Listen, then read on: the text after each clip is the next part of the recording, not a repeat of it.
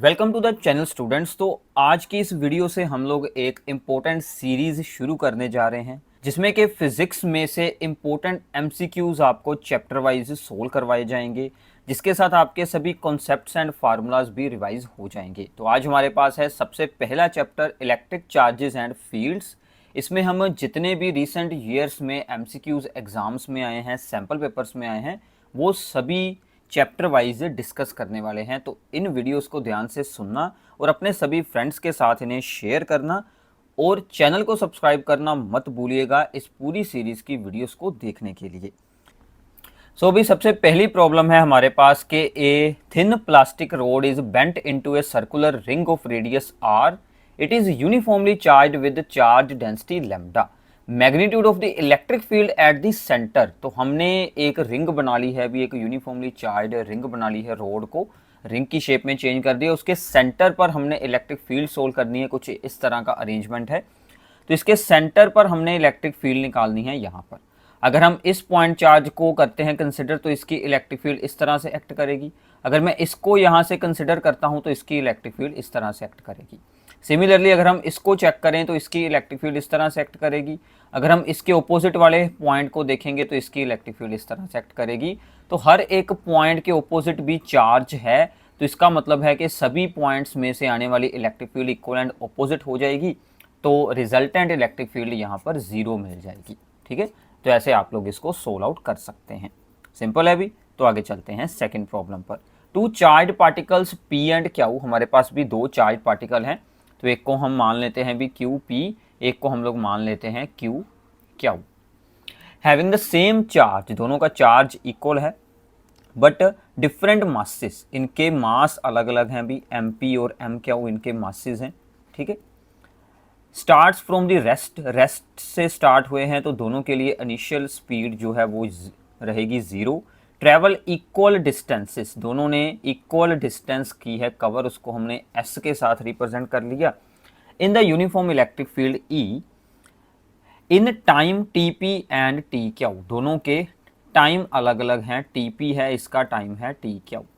तो हमें T P by T Q का रेशो निकालना है। अब देखो भी डिस्प्लेसमेंट का फार्मूला अप्लाई करते हैं।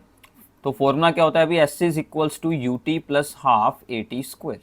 ठीक है, U T plus half A T square, दोनों के डिस्प्लेसमेंट सेम है और u हमारा 0 है। तो अगर हम लोग u की वैल्यू यूज़ करें तो ये बच जाएगा अभी हाफ ए टी स्क्वायर। ठीक है, तो ये s का फार्मूला हमने बोथ साइड पर अप्लाई करके दोनों को इक्वेट कर देना है। सो ये बनेगा भी हाफ ए, तो acceleration of p time of p is equals to half acceleration of q and time of the q का स्क्वायर। तो हाफ के साथ हाफ कैंसिल हो जाएगा। ठीक है, तो टी पी के ओवर आएगा भी टी क्यू स्क्वायर, इसका भी स्क्वायर था इसका भी स्क्वायर था, और उधर ए क्यू है और ओवर में आ जाएगी भी हमारी A P, acceleration of the charge P. इतना हो गया भी क्लियर। ठीक है भी, अब हमें एक्सेलरेशंस को सोल्व करना है। अब देखो भी एक्सेलरेशन क्या होती है, फोर्स बाय मास। ठीक है, तो फोर्स का फार्मूला यहाँ पर क्या लगेगा भी, चार्ज इनटू इलेक्ट्रिक फील्ड। ठीक है, अब चार्ज और इलेक्ट्रिक फील्ड तो हमारे सेम है फॉर दी बोथ चार्जेस, इनके सिर्फ मास ही डिफरेंट रहेंगे। तो ये फार्मूला अगर हम लोग यूज़ करते हैं एक्सेलरेशन की प्लेस पर, तो यहाँ पर क्या बनेगा भी, Q E over mass of the Q divided by Q E over mass of the P. ठीक है, तो क्यू ई के साथ क्यू ई हो गया सोल आउट, क्योंकि उसने कहा था सेम चार्ज है और इलेक्ट्रिक फील्ड भी यहाँ पर यूनिफॉर्म है। तो ये जो एम पी ओवर वाला ऊपर चला जाएगा, इनके रेसिप्रोकल हो जाएंगे। एम पी ऊपर आ गया, एम क्यू नीचे चला गया, क्योंकि डिवाइड में है ऑलरेडी, ये ऊपर डिवाइड में है, ये नीचे आगे फिर से डिवाइड में है। तो ये हमारा आंसर बना M P over M Q. तो यहाँ से अगर हम लोग इनके स्क्वायर्स को हटाएंगे तो T P by T Q हमारे पास क्या बन जाएगा अभी, स्क्वायर्स दूसरी साइड पर जाकर बन गए स्क्वायर रूट, तो M P over M Q का स्क्वायर रूट बन जाएगा। ठीक है भी, तो ये आपको आंसर मिल जाएगा M P over M Q का स्क्वायर रूट। ये आपने ध्यान से आंसर यहाँ से सिलेक्ट करना है, एम पी ऊपर है एम क्यू ओवर में है। क्लियर है अभी। तो ऐसी कई बार प्रॉब्लम्स दी जाती हैं। ठीक है, सिंपल फॉर्मूले हैं बट आपको सोचना पड़ेगा। तो ऐसी प्रॉब्लम्स भी आप लोगों ने ज़रूर सोल्व करनी सीखनी है। तो आगे है अभी two identical small conducting balls B1 and B2 जिन पर चार्जेस थे -7 एंड +4, ये दोनों के चार्जेस हैं respectively, they are brought in contact with a third identical ball B3। तो इनको B3 के साथ हमने ज्वाइन किया एंड देन सेपरेटेड, बाद में इनको सेपरेट कर लिया। If the final charge on each ball is -2, तो हमारे पास टोटल 3 बॉल्स हैं, इन पर बाद में सभी पर सेम चार्ज आ गया -2 -2 -2।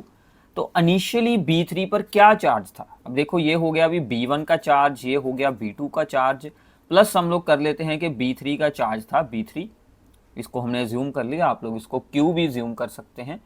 अब देखो भी law of the conservation of the charges हमें क्या कहता है कि initially sum of the total charge और बाद में जो भी sum of the total charge होगा, सम ऑफ द चार्जेस होगा, वो सेम रहेगा।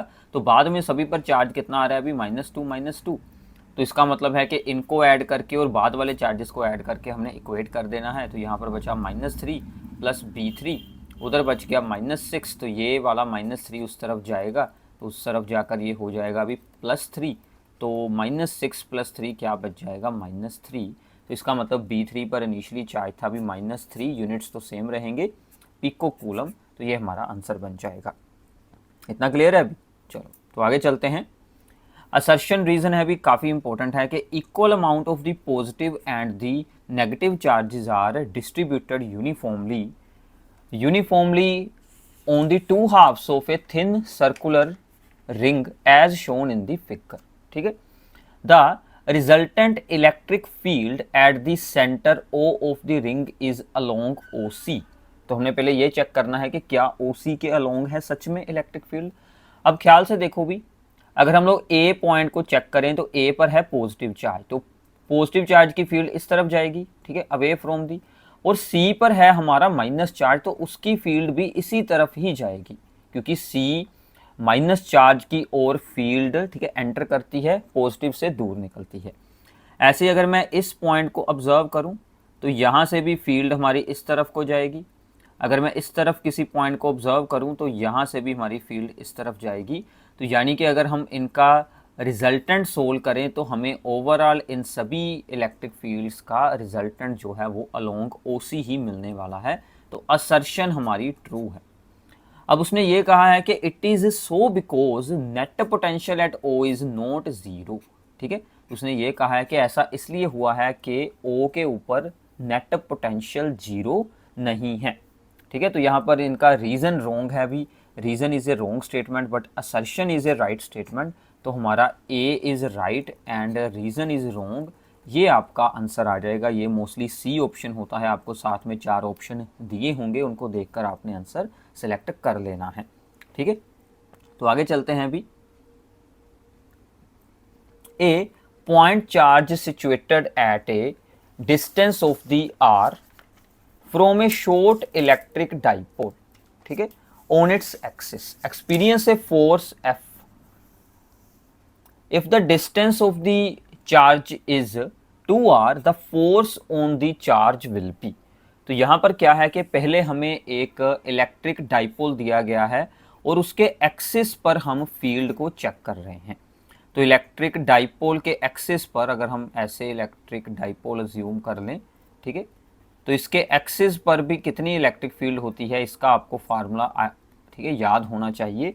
सो इसके ऊपर इलेक्ट्रिक फील्ड होती है अभी 1/4 पाई एप्सिलॉन नॉट, ठीक है, 2pr where p is the dipole moment divided by r² minus a² का होल स्क्वायर। अगर उसने कह दिया है कि शॉर्ट इलेक्ट्रिक डाइपोल है, अगर शॉर्ट इलेक्ट्रिक डाइपोल है तो ये जो होती है distance 2a in between the charges, तो हम यहाँ से a² को निगलेक्ट कर देते हैं। तो हमारे पास for the short electric dipole formula बन जाता है अभी 2p/r³। ठीक है, तो ये E का फार्मूला है। अगर आपने फोर्स का फार्मूला निकालना है तो इसको चार्ज के साथ मल्टीप्लाई कर दें, सिंपल है, तो वो भी आपका सेम ही बन जाएगा। तो यहाँ से हमें क्या आइडिया मिल रहा है कि जो इलेक्ट्रिक फील्ड या फिर जो फोर्स होगी वो दोनों ही r³ के इन्वर्सली प्रोपोर्शनल हैं। ठीक है, अगर डिस्टेंस r पर F फोर्स है तो हमने अगर डिस्टेंस 2r कर दी तो फोर्स कैसे चेंज होगी, तो हम यहाँ पर क्या कर देंगे भी, जो न्यू इलेक्ट्रिक फील्ड होगी वो 2r का क्यूब आ जाएगा, सिंपल है। तो 2r का क्यूब क्या होगा अभी 1/8r क्यूब। तो मतलब है अभी जो न्यू फोर्स है उसके साथ डिवाइड में 8 एक्स्ट्रा लग जाएगा, तो यानी कि जो न्यू फोर्स लगेगी वो हमारी क्या बन जाएगी भी F/8 बन जाएगी। ठीक है, तो ऐसे आप लोग इसको सोल्व आउट कर सकते हैं। मेन काम था अभी हमने एक्सिस यानी कि एक्सियल लाइन पर इलेक्ट्रिक फील्ड का आपको फॉर्मूला, ठीक है, रिवाइज करवा दिया है for the short electric dipole and for the simple electric dipole. Clear है अभी? तो ऐसे आप इन प्रॉब्लम्स को सोल्व आउट कर सकते हैं। तो आगे चलते हैं। Magnitude of electric field due to a point charge object at a distance 4 metre is this one. हमें इलेक्ट्रिक फील्ड दी गई है, ठीक है, 9 न्यूटन पर कूलम, एट ए डिस्टेंस दी गई है 4 मीटर, ठीक है, ये दो चीज़ें हमें दी गई है। From the same charge object the electric field of the magnitude, अब एक दूसरी इलेक्ट्रिक फील्ड दी गई है 16 एट ए डिस्टेंस। हमें डिस्टेंस निकालनी है भी उसी चार्ज से ये इलेक्ट्रिक फील्ड कितनी डिस्टेंस पर होगी। तो पहले आपको पॉइंट चार्ज का इलेक्ट्रिक फील्ड का फार्मूला पता होना चाहिए। तो 1/4πε0, इसको हम लोग के भी लिख सकते हैं, charge divided by R square. ठीक है, इतना क्लियर हो गया अभी? तो अभी हम लोग क्या करेंगे, भी हमारे पास चार्ज है नहीं, तो हमें पहले चार्ज को सोल्व आउट करना होगा। ठीक है, या फिर हम लोग यहाँ पर रेशियो निकाल सकते हैं, इसको हम लोग E1 अज्यूम कर लेते हैं, और अगर हम लोग E2 का फार्मूला भी ऐसे ही सेम लगाएंगे तो वो भी हमारा सेम ही बन जाएगा, 1/4πε0 चार्ज डिवाइडेड बाय Q। तो फिर R2 का स्क्वायर, अगर मैं इन दोनों का रेशियो निकालूं तो E1/E2 बिकम्स, अब देखो भी E1 का R1 इन्वर्सली प्रोपोर्शनल है, ठीक है, तो इन्वर्सली प्रोपोर्शनल है तो R1 का स्क्वायर आएगा भी नीचे और R2 का स्क्वायर चला जाएगा ऊपर। ठीक है, इतना हो गया क्लियर? चलो अब आगे सोल्व करते हैं। E1 की वैल्यू की दी गई है हमें 9, ये हो गई E1 की वैल्यू, ये हो गया R1, ये होगी E2 और ये हो गया R2, और E2 दी गई है 16। R2 का स्क्वायर हमें सोल्व आउट करना है, R1 यानी कि 4 का स्क्वायर हम यहाँ पर यूज़ कर लेते हैं। 4 का स्क्वायर 16 इसके साथ कैंसिल हो गया, तो R2 हमारा क्या बचेगा अभी, सो R2 इज इक्वल्स टू 9 का under root, so this becomes the 3 metre. ठीक है, तो आपको at the distance of the 3 metre ये इलेक्ट्रिक फील्ड मिलने वाली है 16 न्यूटन पर कूलम।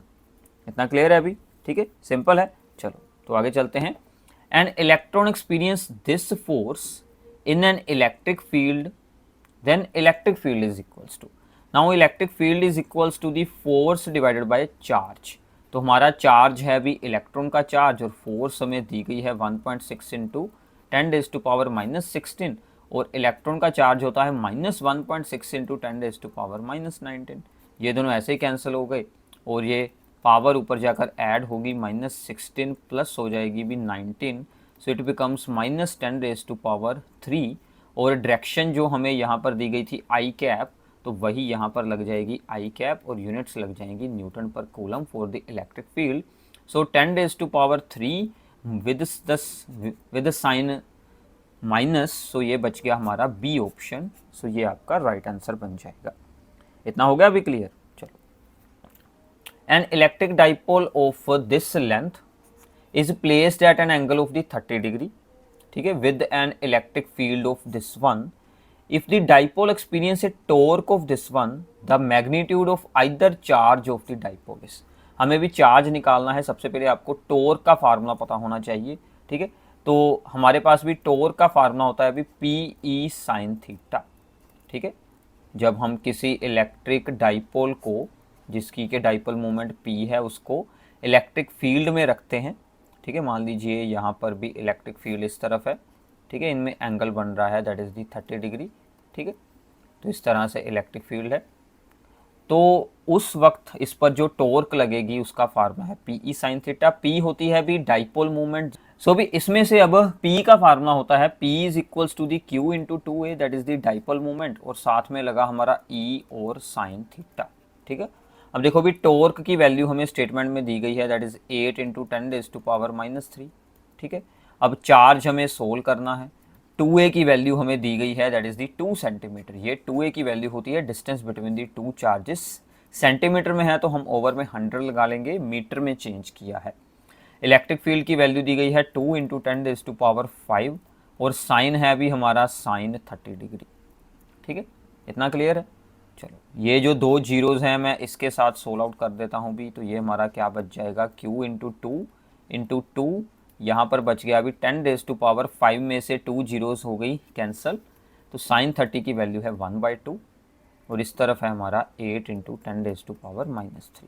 ठीक है, तो यहाँ से एक 2 हो जाएगा अभी सोल्व आउट, तो ये जो 2 इंटू 10⁻3 ये दोनों ओवर में जाएंगे, 8 इंटू 10⁻⁻3 के डिवाइड में चलेंगे भी 2 इंटू 10⁻3, तो ये हमारा बच जाएगा 4 इंटू 10⁻6 यानी कि 4 माइक्रो कूलम। ठीक है, तो हमारा आंसर बन जाएगा अभी 4 माइक्रो कूलम आपका आंसर बन जाएगा। बिल्कुल सिंपल सी प्रॉब्लम है। ठीक है, तो आगे चलते हैं। According to the Coulomb's law which is the correct relation for the following figure.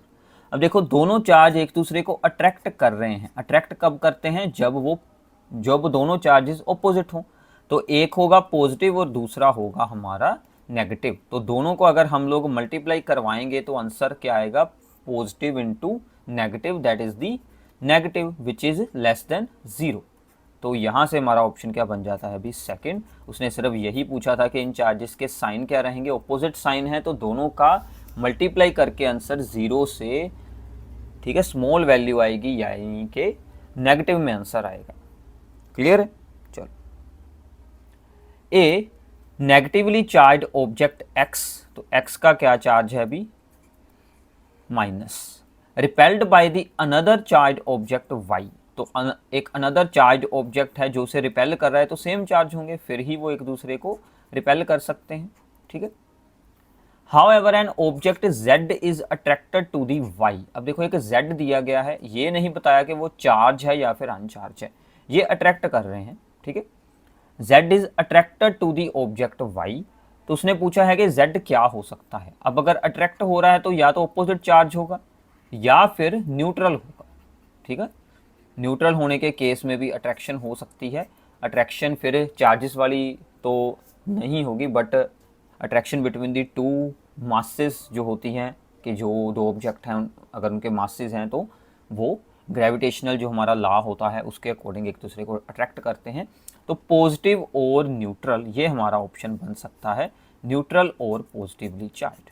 अगर उसने ओनली वर्ड ना यहाँ पर यूज़ करता तो हम इसे पॉजिटिव चार्ज भी बोल सकते थे, बट ओनली के कारण हमें एक ऑप्शन यहाँ पर और दिया गया था कि क्या वो न्यूट्रल भी हो सकता है कि नहीं, ये आपने सोचकर आंसर देना है। क्लियर है अभी। ठीक है, तो आगे चलते हैं।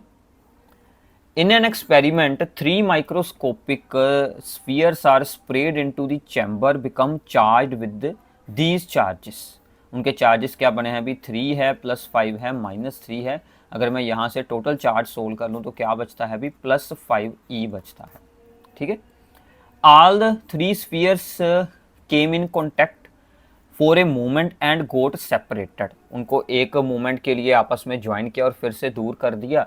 विच one of the following are possible values of the final charge. बाद में चार्जेस एक्सचेंज करके कुछ न्यू चार्जेस बनेंगे, but sum of charges same रहने वाला है, वही हमने सोल्व करना है। अब देखो भी ये तो आंसर हो नहीं सकता क्योंकि पॉइंट्स में ई के साथ चार्ज होता ही नहीं है। बाकी आप लोगों ने सोल्व करना है, इन सभी का सम करें, जिसका सम आ गया 5 वो आपका आंसर होगा। तो इनका तो सम आ नहीं रहा 5, इसका सम आ रहा है अभी 6, ऐड कर लेना। इनका सम आ रहा है अभी हमारा 5, इनको ऐड करेंगे तो इनका सम आ रहा है अभी हमारा यहाँ पर 5 + 7, तो 5 - 8 + 7, तो इसका आंसर हमारा क्या बन रहा है अभी, दैट इज दी -3 + 4, तो that is the +7, that is दी 4। इसका आंसर बन रहा है हमारा अभी 4, तो इसका मतलब है ये भी नहीं आंसर हो सकता, तो 5 वाला आंसर होगा जिसका सम 5 बनता हो, तो B is the right option. 6 + 6 -7 करेंगे तो ये बच गया 12 - 7, तो 5 आ गया। ठीक है, तो इसको बोलते हैं law of conservation of charge. इसके ऊपर बेस्ड आपको 2 MCQs मिल चुके हैं। ठीक है भी, इतना क्लियर हो गया। तो आगे चलते हैं। An object has a charge of the 1 coulomb, एक ऑब्जेक्ट पर पहले चार्ज कितना है अभी 1 कूलम, गेन्स दीज इलेक्ट्रॉन्स, उसने इतने इलेक्ट्रॉन्स गेन किए हैं। अब चार्ज का क्या फार्मूला होता है, charge is equals to the n × e, कितने है हमारे पास इलेक्ट्रॉन और एक इलेक्ट्रॉन का चार्ज, उतना चार्ज उसने गेन किया है।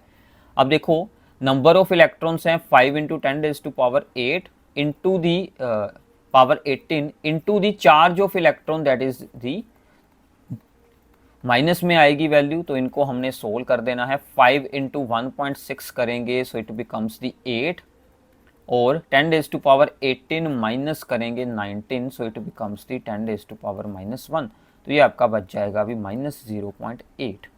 ठीक है, अब टोटल चार्ज अब इस पर क्या बच जाएगा, अभी पहले उस पर चार्ज था 1 कूलम, उसमें से हो जाएगा अभी -0.8 कूलम, तो क्या बचेगा -0.2 कूलम। ये उसका अपना चार्ज था, पहले पॉजिटिव था, उसने इलेक्ट्रॉन गेन किए तो चार्ज बाद में रिड्यूस हो जाएगा, तो हमने इलेक्ट्रॉन्स का चार्ज सोल्व करके उसमें से माइनस कर दिया, तो ये आपका डी ऑप्शन राइट बन जाएगा। ठीक है, अभी इतना क्लियर है।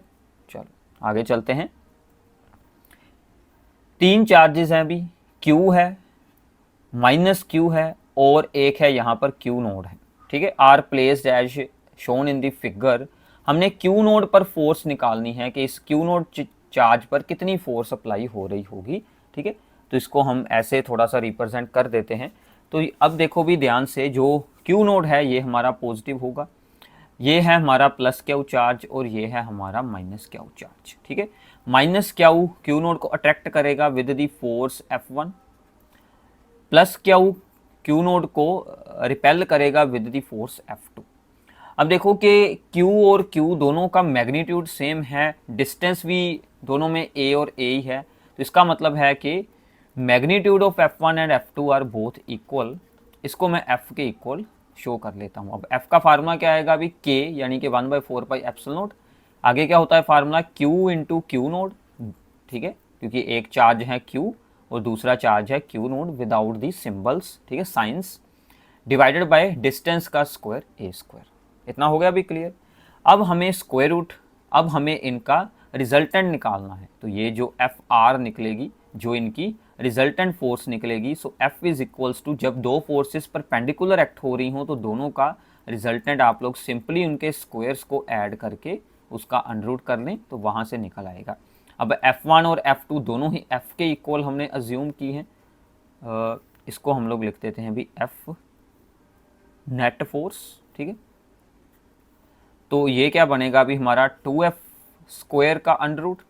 ठीक है, तो 2F² का अंडर रूट करेंगे so it becomes the √2F, और F का यहाँ पर आप लोगों ने आंसर पुट कर देना है जो हमने ऊपर लिखा हुआ है, that is the K into Q node divided by A²। तो √2K into Q node over A², ये आपका C ऑप्शन बन जाएगा। ठीक है, तो ऐसी सिंपल सी वैल्यूज़, सिंपल सी प्रॉब्लम्स आ जाती हैं, तो ये आपने ध्यान से अंडरस्टैंड करनी है। क्लियर है अभी, चलो आगे चलते हैं। 4 ऑब्जेक्ट्स हैं अभी हमारे पास। ठीक है, W X Y Z points के ऊपर। ठीक है, और स्क्वायर्स के ऊपर इस तरह से कुछ प्लेस किए गए हैं, X और Z हैं एट दी मिड पॉइंट्स। ठीक है, तो हमने ये उसने बताया है कि force between the W and X, इन दोनों के बीच की फोर्स उसने बताई है। अब देखो इन दोनों के बीच की कितनी डिस्टेंस होगी, D/2, तो मैं यहाँ पर साथ साथ में ड्रॉ कर लेता हूँ। इनके बीच की डिस्टेंस है अभी D/2। ठीक है, तो D/2 है भी अगर इनके बीच की डिस्टेंस, तो ये हो गया हमारा W एंड X। ठीक है, सभी पर चार्ज हमारा +Q ही रखा गया है, यहाँ पर भी +Q है और यहाँ पर भी +Q है। अब इनके बीच जो फोर्स है भी वो क्या बनेगी, K charges Q into Q over D/2 का स्क्वायर, यही फार्मूला लगेगा अभी, इसमें तो नहीं कोई इशू। ठीक है, अब ये बन गया KQ², नीचे जो 2 है उसका स्क्वायर ऊपर आएगा 4 और डिवाइडेड बाय D²। ये हमारी बन गई भी F1। अब उसने ये पूछा है कि जो है वो force on the Z by the W। ठीक है, Z के ऊपर W Z पॉइंट X के बिल्कुल नीचे है। ठीक है, तो इस तरह से, तो इसका मतलब यहाँ से लेकर जो यहाँ तक होगी हमारी डिस्टेंस, वो कितनी बनेगी भी D।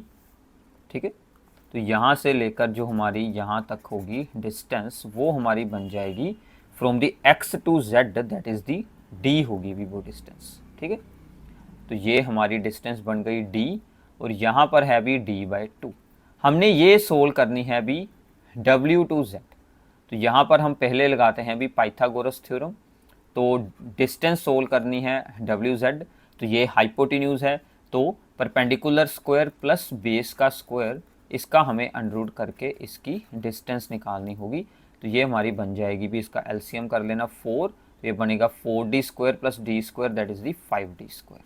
ठीक है, इतना हो जाएगा अभी क्लियर।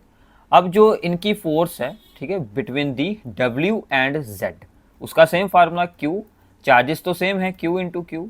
डिस्टेंस हमारी क्या आएगी भी WZ का स्क्वायर, इसका स्क्वायर करेंगे तो इसका रूट हट जाएगा, तो ये बच गई 5d स्क्वायर बाय 4। ठीक है, अब इसका भी 4 ऊपर चला गया, तो ये बच गई भी k/5 q square into 4/d square. अब इन दोनों F1 एंड F2 को आप लोगों ने आपस में कंपेयर करना है भी। F1 को उसने हमें दिया हुआ है कि फोर्स F है, इसको हम लोग F अज्यूम कर लेते हैं। अब देखो इन दोनों के आंसर्स को कंपेयर कर कर ऊपर वाली वैल्यू सेम है। ठीक है, नीचे एक्स्ट्रा क्या आ रहा है, दैट इज दी 5 एक्स्ट्रा आ रहा है, यानी कि जो F2 है वो क्या बन गई आपकी F/5 बन गई, नीचे 5 एक्स्ट्रा आया है। ठीक है, तो ये आपका आंसर B हो जाएगा, अभी F/5 बन जाएगा। तो ये सभी क्वेश्चंस भी बोर्ड एग्जाम्स में आ चुके हैं। ठीक है, तो वहीं से आप लोगों को सोल्व करवाए जा रहे हैं, तो इनको ध्यान से अंडरस्टैंड कीजिए ताकि आपको आइडिया हो सके कि ऐसी प्रॉब्लम्स भी पेपर में आ सकती हैं। तो आगे चलते हैं। असर्शन रीजन है a, negative charge in an electric field moves along the direction of electric field. ठीक है, आप लोग बताइए क्या आएगा अभी इसका। रॉन्ग है अभी statement, negative charge electric field के ऑपोजिट चलता है। On negative charge force acts in the direction of electric field, अब ये भी रॉन्ग है। फोर्स ऑपोजिट लगती है, फोर्स का फार्मूला क्या होता है अभी -q इंटू इलेक्ट्रिक फील्ड। तो अगर इलेक्ट्रिक फील्ड इस तरफ है, ठीक है, तो अगर बीच में कोई -q चार्ज है तो उसको फोर्स इस तरफ लगेगी, ऑपोजिट। ठीक है, तो इसका मतलब असर्शन भी रॉन्ग है और रीजन भी रॉन्ग है, तो डी हमारा सही आंसर बन जाएगा। R is false, A is also false, so D is the right option. इतना क्लियर है अभी।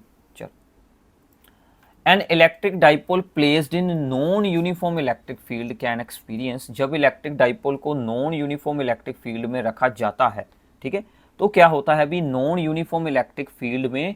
अब देखो, जब इलेक्ट्रिक फील्ड में इलेक्ट्रिक डाइपोल आएगा, टॉर्क तो हमेशा ही अप्लाई होनी ही होनी है। तो टॉर्क तो अप्लाई होनी ही होनी है, तो टॉर्क वाले दो ऑप्शन हैं। अगर नॉन यूनिफॉर्म इलेक्ट्रिक फील्ड है तो फोर्स भी अप्लाई होगी, तो सी हमारा आंसर है। अगर यूनिफॉर्म इलेक्ट्रिक फील्ड है तो फोर्स 0 हो जाएगी, सिर्फ टॉर्क अप्लाई होगी, तो बी आंसर होता फॉर दी यूनिफॉर्म। अगर यूनिफॉर्म होती तो बी आंसर होता, बट हमें नॉन यूनिफॉर्म दिया गया है, तो सी ऑप्शन यहाँ पर हमारा ट्रू होगा। इतना क्लियर है कि फोर्स भी लगेगी और टॉर्क भी लगेगी। ओके अभी चलो, if net electric flux through a closed surface is 0, अगर नेट इलेक्ट्रिक फ्लक्स 0 है तो by the Gauss theorem electric flux is equals to the charge enclosed by the surface divided by epsilon naught. अगर flux 0 है तो charge by epsilon not, तो हमारा charge भी 0 ही होगा। ठीक है, उस सरफेस के अंदर टोटल चार्ज 0 होगा, तो इसका मतलब no net charge in the enclosed surface, so a आपका राइट ऑप्शन हो जाएगा। तो यहाँ से आपको गॉस थ्योरम भी मैंने आपको याद करवा दी कि total electric flux through a close surface is equals to the charge enclosed by that surface divided by the epsilon naught. ठीक है भी, चलो तो आगे चलते हैं। The electric flux through a closed Gaussian surface depends upon, ये आपको अभी अभी मैंने बताया कि गॉस थ्योरम का फार्मूला क्या है अभी, net charge divided by epsilon not. इन्हीं दो चीज़ों पर डिपेंड करती है total electric flux. So net charge and the permittivity of the medium, यानी कि एप्सिलॉन, तो ए आपका ऑप्शन बन जाएगा। ठीक है, तो ये आप लोगों ने याद रखना है। ऐसे कई बार सिंपल से एमसीक्यूज भी आ ही जाते हैं, तो वो आपके ईजिली यहाँ पर हो जाएंगे। इतना क्लियर है अभी। चलो, स्क्वायर शीट ऑफ साइड ए, ठीक है, एक स्क्वायर शीट है अभी साइड ए की, lies along parallel to X Y plane at point z is equal to A. The electric field in the region is along the Z axis. अब देखो के कैप दिया है यानी कि इलेक्ट्रिक फील्ड भी जेड एक्सिस के अलोंग है। हमें इलेक्ट्रिक फ्लक्स सोल्व करनी है। इलेक्ट्रिक फ्लक्स का भी यहाँ पर क्या फार्मूला लगेगा, phi is equals to E dot area vector. E dot D S भी बोल सकते हैं, ए वेक्टर भी बोल सकते हैं, ई डॉट डी एस वेक्टर। कुछ इस तरह का अरेंजमेंट है। अब देखो भी जो हमारी इलेक्ट्रिक फील्ड है वो के कैप की डायरेक्शन में हमें दी गई है, तो इसका मतलब है कि इलेक्ट्रिक फील्ड इस तरफ को एक्ट कर रही है। अब देखो जो भी हमारा यहाँ पर एरिया होता है, ठीक है, शीट का एरिया है, उसका जो एरिया वेक्टर भी उसके नॉर्मल ही एक्ट करता है, वो भी परपेंडिकुलर एक्ट करता है। तो यानी कि इन दोनों में एंगल ज़ीरो है, सो ई डॉट डी एस को हटाकर हम कोज ज़ीरो लिख लेंगे। कोज ज़ीरो की वैल्यू होती है अभी 1, सो ये ई डी एस ही रह जाएगा। ठीक है अभी। अब देखो हमें E का फार्मूला क्या दिया गया है, E is C Z square. ठीक है, ये वैल्यू दी गई है सी जेड स्क्वायर। ठीक है, अब C इसकी हमने वैल्यू लगा ली सी जेड स्क्वायर। डी एस है अभी एरिया, तो शीट की शेप क्या है, स्क्वायर शीट है, तो स्क्वायर है तो एरिया क्या होता है अभी साइड का स्क्वायर, तो साइड का हम लोग स्क्वायर कर देंगे। ठीक है, इतना पता चल गया। अब उसने ये भी कहा है कि z की वैल्यू हमने a पुट करनी है, तो हमने पॉइंट क्या लेना है अभी, z is equal to a, तो हम लोग z को a पुट कर देंगे। सो हमारा फाई क्या बन जाएगा अभी, c इंटू ए स्क्वायर, और साइड भी हमें a दी गई है वो भी a स्क्वायर, तो ये बन गया अभी c इंटू ए की पावर 4। तो a की पावर 4 इंटू सी हमारा राइट ऑप्शन है, तो ये आपका आंसर बन जाएगा। ठीक है, इतना क्लियर है। तो ऐसी भी आपको प्रॉब्लम्स आ जाती हैं, बिल्कुल सिंपल सी भी ये तो प्रॉब्लम थी। तो आगे चलते हैं, the magnitude of electric field due to a point charge 2Q at a distance R is E। ठीक है, तो एक हमारे पास भी पॉइंट चार्ज 2Q है, इससे एट ए डिस्टेंस R किसी पॉइंट पर हमने इलेक्ट्रिक फील्ड देखी, तो क्या फार्मूला होता है K, मैं अभी K यूज़ करता हूँ, 1/4 एप्सिलॉन नॉट को हमने K लिख लिया, चार्ज जितना भी चार्ज हो डिवाइडेड बाय द डिस्टेंस का स्क्वायर। ठीक है, then magnitude of electric field due to uniformly charged thin spherical shell. तो ये एक यूनिफॉर्मली चार्ज्ड मान लीजिए थिन स्फेरिकल शेल है। ठीक है, of radius r with total charge q, इसके ऊपर भी टोटल चार्ज है q, इसका रेडियस है r, at a distance r/2 where r is very very greater than, very much greater than r। ठीक है, मतलब रेडियस से r काफ़ी ज़्यादा हाई वैल्यू है, यानी कि पॉइंट इसके बाहर ही होगा। अगर इनसाइड होता तो हमें आंसर 0 मिल जाता, तो हमने Q पॉइंट ज्यूम कर लिया यहाँ पर बाहर। अब देखो यहाँ पर इंपॉर्टेंट क्या है, पॉइंट चार्ज हो चाहे स्फेरिकल शेल हो, ठीक है, उनके आउटसाइड पॉइंट पर इलेक्ट्रिक फील्ड का सेम फार्मूला होता है। तो यहाँ पर भी जो हम लोग इलेक्ट्रिक फील्ड का फार्मूला अप्लाई करेंगे ई डैश, तो वो सेम ही रहेगा, K into charge divided by distance का स्क्वायर। ठीक है, no change in the formula, outside of the sphere and outside of the point charge दोनों पे electric field same formula apply होता है। क्लियर है, तो नीचे जो 2 है उसका स्क्वायर ऊपर आ जाएगा 4, तो k into Q by R का स्क्वायर। अब यहाँ पर था भी 2 और यहाँ पर है 4, यानी कि ये जो फील्ड है ये हमारी ऊपर वाली फील्ड से 2 टाइम्स हो चुकी हैं, तो इस पर हम 2 ही लिख सकते हैं। तो यहाँ पर 4 था, यहाँ पर 2 है, तो अगर हम इसको 2 के साथ मल्टीप्लाई करते हैं तो ये हमारी न्यू फील्ड बन जाएगी। सो 2E हमारा ऑप्शन बन जाएगा। ठीक है भी, तो ऐसे आप लोग इसको सोल्व आउट कर सकते हैं। तो मेन बात क्या है अभी, फार्मूले आपके रिवाइज हो रहे हैं, ये आपने साथ में सीखने हैं। तो आगे है अभी कि a cylinder of radius r and length l is placed in an uniform electric field parallel to the axis of the cylinder. तो एक्सिस ऑफ द सिलेंडर के पैरेलल ही इलेक्ट्रिक फील्ड जा रही है, कुछ इस तरह से, इस तरफ को आपकी भी इलेक्ट्रिक फील्ड है। ठीक है, ये आपका एक सिलेंडर है। The total flux for the surface of the cylinder is. अब देखो यहाँ पर अगर हम लोग चेक करेंगे तो एरिया वेक्टर इस तरफ रहेगा, यहाँ पर इस साइड पर अगर मैं चेक करूँ तो एरिया वेक्टर इस तरफ रहेगा। ठीक है, अगर मैं इस साइड की, ठीक है ना, फ्लक्स सोल्व करूँ तो वो हमारी बचेगी भी -EDS, क्योंकि E और जो है वो DS की डायरेक्शन ऑपोजिट है। तो अगर मैं इस साइड की फ्लक्स को सोल्व करूं तो वो हमारी बचेगी EDS। अगर मैं इन दोनों साइड्स को देखूं तो वहां पर जीरो फ्लक्स रहेगी, बिकॉज ये जो सरफेस हैं वो इलेक्ट्रिक फील्ड के नॉर्मल हैं, परपेंडिकुलर हैं, इसलिए ये जो बाकी सारा सरफेस है। तो टोटल इलेक्ट्रिक फ्लक्स क्या बन जाएगी भी, total electric flux will becomes EDS positive, दोनों को ऐड कर देंगे तो इन दोनों को ऐड करेंगे तो टोटल जीरो फ्लक्स होगी। आप लोग सिंपली ऐसे भी याद रख सकते हैं, जितनी फ्लक्स एंटर कर रही है उतनी फ्लक्स ही बाहर निकल रही है, तो टोटल फ्लक्स जो है वो जीरो हो जाएगी फ्रॉम दिस सिलेंडर। ठीक है, इतना हो गया अभी क्लियर। चलो, ऐसे सिंपल सी प्रॉब्लम है, अगर आपको कॉन्सेप्ट के बारे में आइडिया है तो भी आराम से सोल्व हो जाएगी। क्लियर है। आगे है भी, in a non uniform electric field dipole will have the translatory as well as rotatory motion. और रीजन है कि नॉन यूनिफॉर्म इलेक्ट्रिक फील्ड में डाइपोल पर फोर्स के साथ टॉर्क भी लगती है। ये मैं आपको ऑलरेडी बता चुका हूं कि नॉन यूनिफॉर्म में फोर्स भी अप्लाई होगी, क्योंकि दोनों एंड्स पर जो हमारी फोर्सेस हैं वो यहाँ पर डिफरेंट होगी। मान लीजिए इस एंड पर फोर्स लगेगी भी Q इंटू ई डैश, और इस साइड पर फोर्स लगेगी Q into E, because electric field non uniform है तो वो चेंज हो जाएगी point two point. So overall हमें फोर्स यहाँ पर मिलती रहेगी। तो फोर्स मिलने के कारण उसमें कौन सा मोशन बन जाएगा, that is the translatory motion. और रोटेटरी मोशन तो उस पर जो टॉर्क लगती है उसके कारण बनता ही है। तो इसका मतलब both assertion and reason are true, and assertion की सही एक्सप्लेनेशन ही दी गई है रीजन में, तो ए आपका राइट आंसर बन जाएगा। क्लियर है अभी, ठीक है। चलो, two parallel large thin sheets, metallic sheets के ऊपर है अभी प्रॉब्लम।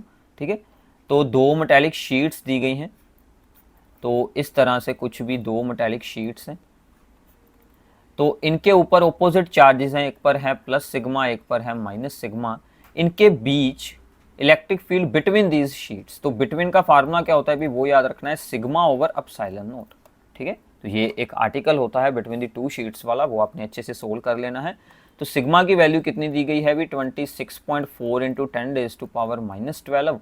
अब इसके साथ आपको एप्सिलॉन की वैल्यू याद हो 8.85 into 10⁻⁻12।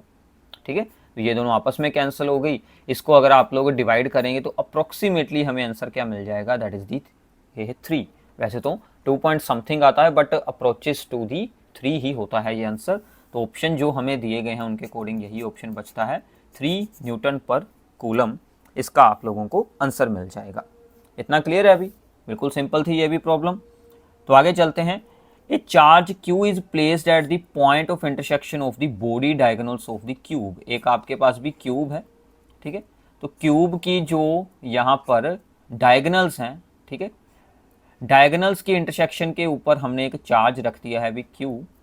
Electric flux passing through any one of its face. हम पहले सोल्व करते हैं भी total electric flux. Total electric flux bye the Gauss theorem, total charge enclosed bye epsilon naught. ठीक है, अब हमें सोल्व करनी है भी फ्लक्स थ्रू वन फेस। ठीक है, थ्रू वन फेस। अब देखो भी टोटल फेस कितने होते हैं क्यूब के, 6। तो जितनी हमारी टोटल फ्लक्स आएगी उसको हम लोग 6 के साथ कर लेंगे डिवाइड। तो इसका मतलब ये क्या बन जाएगा अभी, Q/6 एप्सिलॉन नॉट। तो ये हमारा ए ऑप्शन बन जाएगा, Q/6 एप्सिलॉन नॉट। ठीक है, तो ये थी भी आपके लिए चैप्टर नंबर 1 में से कुछ इंपॉर्टेंट MCQs। तो आई थिंक हमने ऑलमोस्ट सभी फॉर्मूलाज को, इलेक्ट्रिक फ्लक्स, गॉस थ्योरम वगैरह, सभी इलेक्ट्रिक फील्ड वगैरह के फॉर्मूला यहाँ पर यूज़ हुए हैं। तो ऐसे आपके कुछ कॉन्सेप्ट भी क्लियर हुए होंगे। तो आई होप कि आपको अच्छे से अंडरस्टैंडिंग हुई होगी भी। इस वीडियो को अपने सभी फ्रेंड्स के साथ शेयर कर देना। ये आपके board exam and plus NEET exam के लिए भी काफ़ी ज़्यादा इंपॉर्टेंट वीडियो सीरीज़ रहेगी। Thanks for watching this video, and channel को सब्सक्राइब करना मत भूलिएगा। Thank you.